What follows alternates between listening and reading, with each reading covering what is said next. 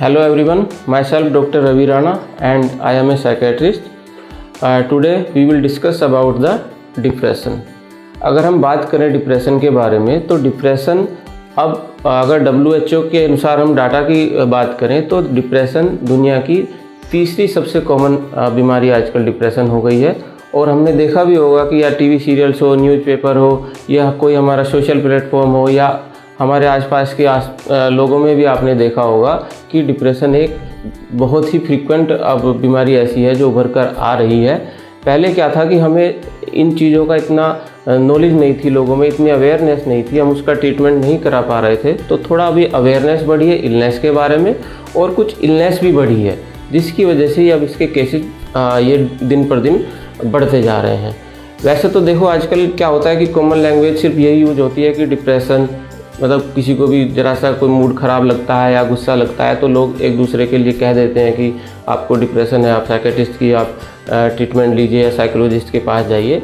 But ऐसा नहीं है कि किसी का किसी वजह से मूड चेंज हो रहा है या मूड ख़राब है या स्ट्रेस है तो उसको डिप्रेशन ही हो। अगर हम international classification of disease ICD की बात करें तो उसमें एक प्रॉपर क्राइटेरिया होते हैं जिसको हम अगर किसी पर्सन में वो फुलफ़िल हो रहे हैं तो ही हम उसको डिप्रेशन मानते हैं। अदरवाइज़ ऐसा नहीं है कि किसी को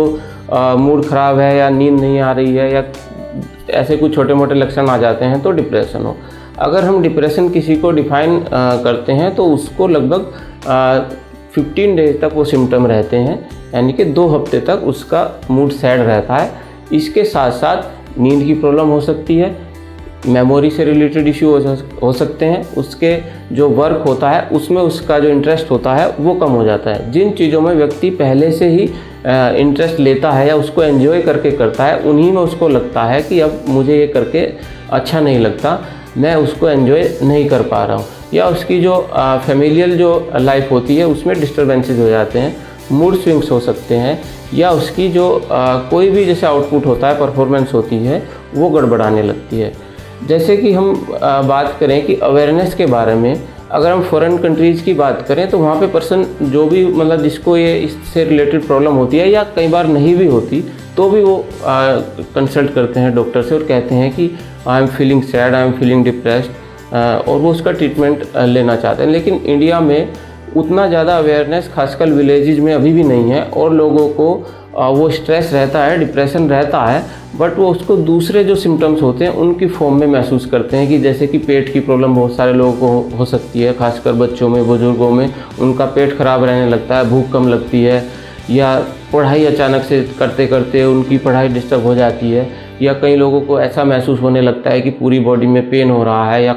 वीकनेस आ रही है, बट वो एग्जैक्टली उस चीज़ को नहीं समझ पाते कि ये एक अंडरलाइंग डिप्रेशन है जो उनको अफेक्ट कर रहा है और उस चीज़ का ट्रीटमेंट नहीं हो पाता।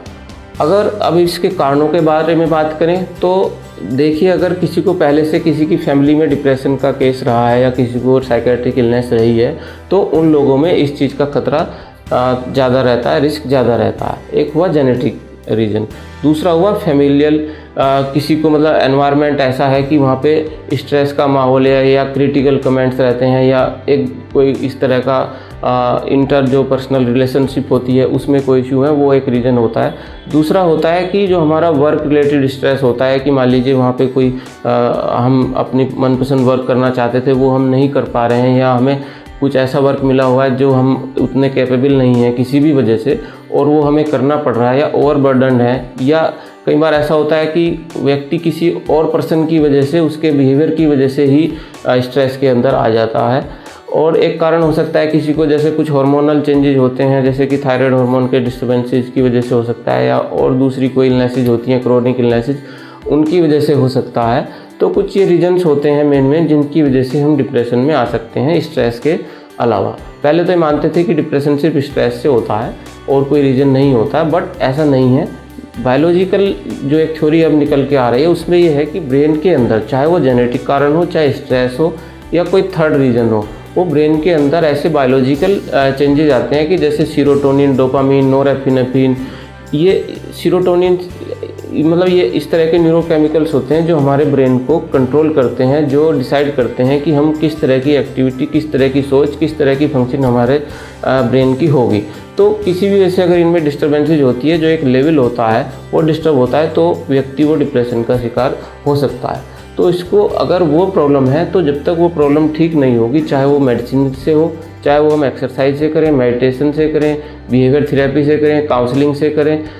किसी न किसी वजह से मतलब जो भी हम इसको ठीक कर सकते हैं वो हमें करके ही ठीक होगी। जब तक वो लेवल ठीक नहीं होंगे, आप कितने भी अपनी तरफ से एफर्ट करते रहिए, आप उस डिप्रेशन से बाहर नहीं आ सकते। तो आसपास अगर किसी को इस तरह की प्रॉब्लम है या किसी को आपको लग रहा है तो उससे बात कीजिए, उसको अवेयर कीजिए उन सिम्टम्स के बारे में और उसको थोड़ा मोटिवेट कीजिए कि ये ऐसा इलनेस नहीं है कि ठीक ना हो, या इससे कोई ऐसा स्टिग्मा नहीं है कि आपको किसी काम में या किसी तरह की प्रॉब्लम आएगी, तो उसको इस चीज़ के लिए मोटिवेट करें। और ध्यान रखें कि रेगुलर एक्सरसाइज करें। किसी भी जैसे कि जो एडिक्टिव जो जिनमें पोटेंशियल होता है, ऐसी कोई खुद से ट्रीटमेंट ऐसा ना लें। कुछ लोग खुद ही ट्रीटमेंट लेने लगते हैं कि चलिए कुछ दिन ये मेडिसिन खा लेते हैं फिर ठीक हो जाएंगे, बट इन सब चीज़ों से उनकी हैबिट पड़ने का डर रहता है। और किसी भी तरह की जैसे नशे वाली चीज़ों से बचें, रेगुलर एक्सरसाइज करें, थोड़ा सोशल रहें, फ्रेंड्स जो अपने फ्रेंड सर्किल होता है उनसे मिलते रहें, उनसे शेयर करें, अपने परिवार में अपना या दूसरों का भी ख्याल रखें और पॉजिटिव सोचें। और अगर फिर भी कोई प्रॉब्लम ऐसी फील होती है तो उसका ट्रीटमेंट पॉसिबल है और डॉक्टर से कंसल्ट करें। Thank you.